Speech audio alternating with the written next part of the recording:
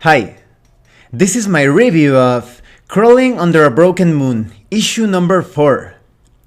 If you haven't seen my review of issue number 3, I'm going to put a link in the description below so that you can check it out. In issue number 4, we have information on the patrons of Umerica, at least some of them, that is, those that were referenced in the other issues 1, 2, and 3. We also have information on patron objects and Twisted Menagerie, and we will get into that in a few minutes. Now let's talk about the quality of the PDF. There are a couple of typos and the document is not bookmarked, but everything is well organized and explained. You will have no trouble at all navigating this PDF. It's fairly short, just 28 pages. You also have those awesome old school looking illustrations in black and white. So in general, I like the quality. Now let's talk about the contents. First we have the Earth Brain of the Cyber Hive. You may remember this patron from issue number 2, if I'm not mistaken.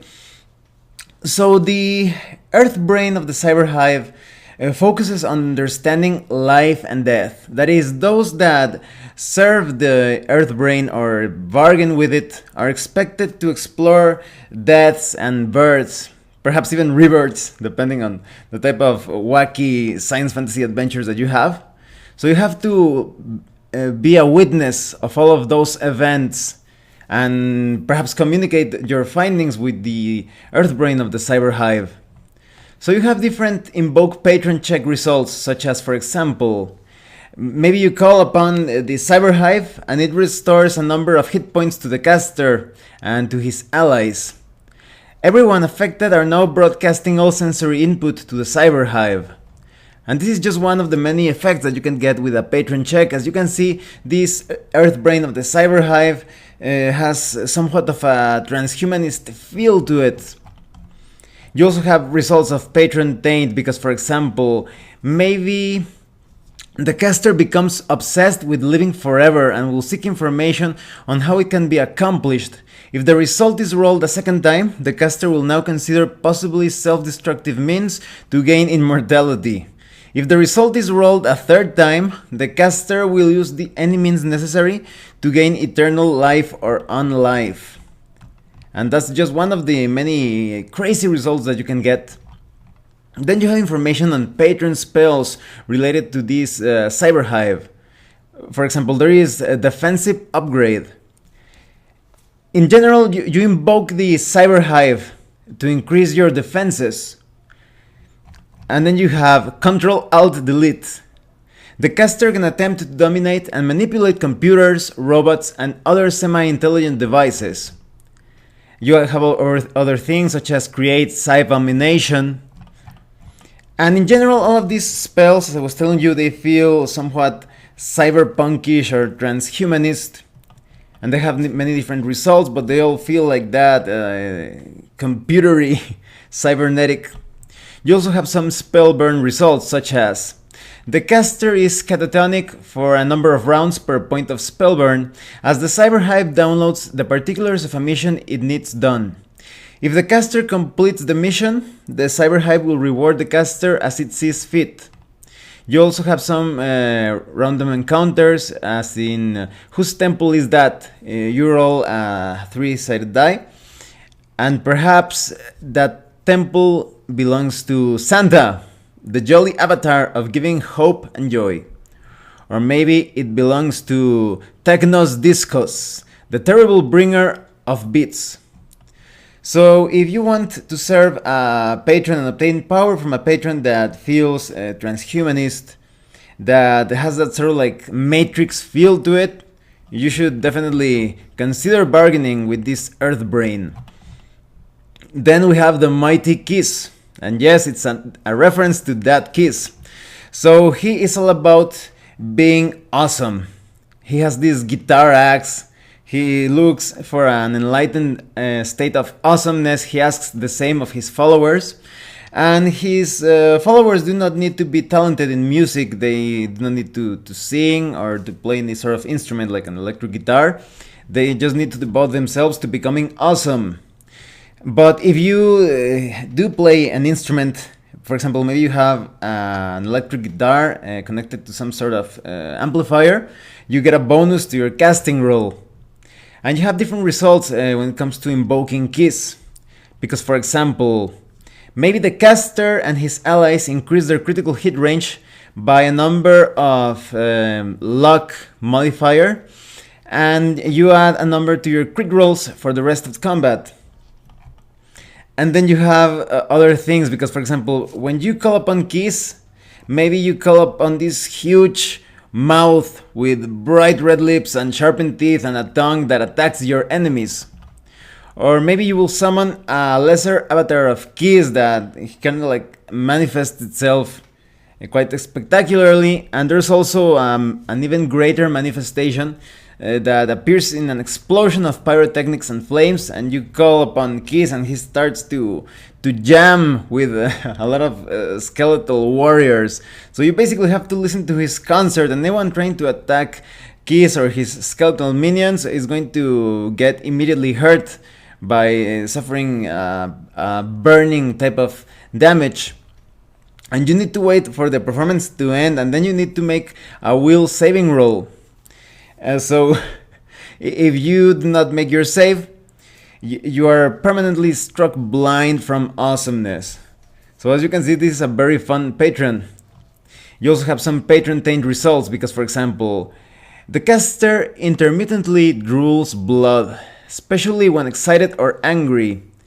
If this effect is rolled twice, the caster loses 1 point of personality, but may take an action to spit the blood at anyone within 10 feet once a day. And you get many other results related to rock and roll and gore, to put it in a general sense. And then you have some patron spells, such as Kiss My Axe. So, in general, for a moment in time, you gain custody of a fraction of the strength of Soul Breaker, that is the Axe of Kiss. As payment for this boon, you gotta smack the crap out of something. And then you have other spells such as Mosh Pit. The targeted opponents dances wildly, potentially doing damage to themselves and allies while opening themselves up to attacks. A very chaotic spell. You even have the aspect of Kiss. Though Kiss is said to be one specific god, it is believed that as a mortal, he was split into 4 human consciousness, each with their own power. So you basically call upon one of these aspects of Kiss. You also have some spell burn results, such as a dose of an intoxicant is required and no small measure either. In addition to regular spell burn, the caster must take enough of a dose of a substance to become intoxicated. Refer to house rules or crawl number 11 for effect. So your character basically becomes an addict with this spell burn effect. And then you have information on Settl Locomotives from issue number 3. So this is the 1,000-headed multidimensional Hydra. This alien creature sits at a sort of vortex connected to many other places of different dimensions and realities. Settl Locomotives has these windows to many different areas, and he carries out different experiments and observations. So if you decide to connect or communicate with Settl Locomotives, this strange being implants a sort of like a servitor worm inside of you as a parasite, so that you stay connected to Settl Locomotives. And you have invoke patron check results, such as the caster gains for a fraction of a second insight from Settl Locomotives' minds. They may ask the GM one single question that must be answered 100% truthfully. The question must pertain to the adventure, quest, or situation at hand. If the GM chooses to veto the question, another question may be asked until one is answered. Then you have patron taint results, such as the caster is seized by an inexplicable craving to travel to another dimension. If the result is rolled a second time, the longing overcomes the caster. If the opportunity to enter another dimension presents itself, he must take it. If the result is rolled a third time, the caster can do nothing productive but take steps that will take him to another dimension. So you become obsessed with going to another dimension. And then you have patron spells such as Tactical Display, and this is a really cool spell.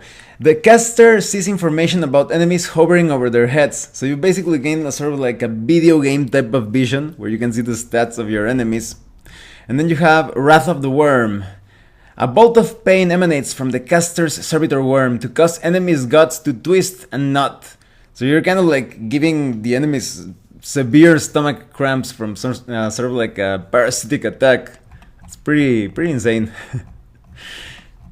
And then you have spellburn effects, such as the caster begins to rapidly phase in and out of this reality for a number of turns equal to a number of points of spellburn.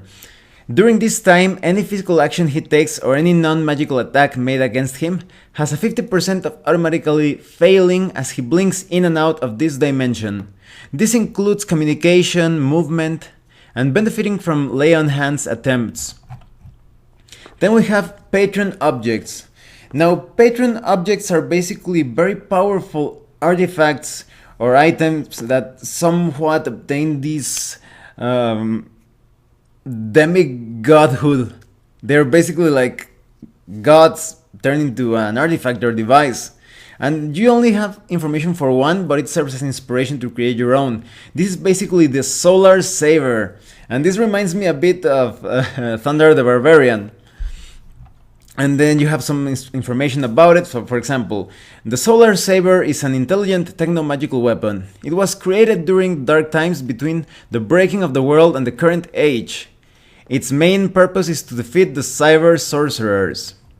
And you have more details like, the saber will not allow itself to be used on a normal person or humanoid. In most cases, the wielder will not even think to use it in this way. Rather, the bearer will use it in non-damaging ways, like slicing an enemy's weapon in half. So it has sort of like that 80s cartoony feel to it. And then, the Solar Saber can only be fully wielded by classes that use mighty deeds. So you're basically turning yourself into an 80s cartoon hero of sorts. And you have information on the saber's goals, how to bond with the saber, how to invoke it. Perhaps it's also a bit of a reference to Galtar and the Golden Lance.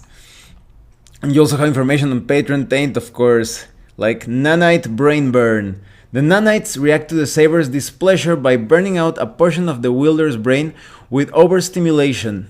The wielder takes a number of damage points to intelligence of personality. This damage can be healed normally. And then we have a Twisted Menagerie, the heavy metal element. Now these are servants of keys, so depending on how you interact with keys, maybe they are allies or maybe they are enemies. Now what these things do is that when there is no music, they carry out some actions somewhat golem-like, but when there is music, they basically form this mosh pit and get anyone nearby into it, and that's very dangerous because these heavy metal elementals are quite solid and it's basically like getting cut into an avalanche of rocks. And that's all when it comes to the content of issue number 4. Now let me tell you what I think of issue number 4. It's pretty awesome. You have patrons that are quite unique to Umerica, but easy to insert into any other science fantasy campaign, even some other systems if you wish to. And everything feels really thematic and connected. There is a great sense of cohesive awesomeness in the entire issue. So I highly recommend that you get issue number 4 of Crawling Under a Broken Moon. And I'm also happy to inform you that the Kickstarter for the American Survival Guide is now a success. So we will probably see that in the near future. So thanks for listening to this review. If you have any comments or questions, please let me know. See you later.